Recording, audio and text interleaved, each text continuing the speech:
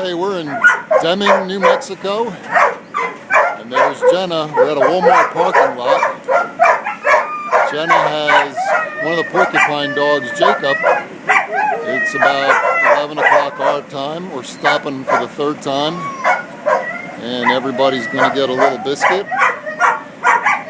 A little water, and then we'll keep driving and then park somewhere very late tonight into the early morning, get a couple hours rest. But we are making some real good time, and these dogs have been awesome.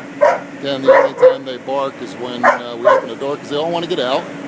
Oh, and there's Sandy. She wants to get back in. Looks like Jen might need a little help with Jacob. Need some help, Jen?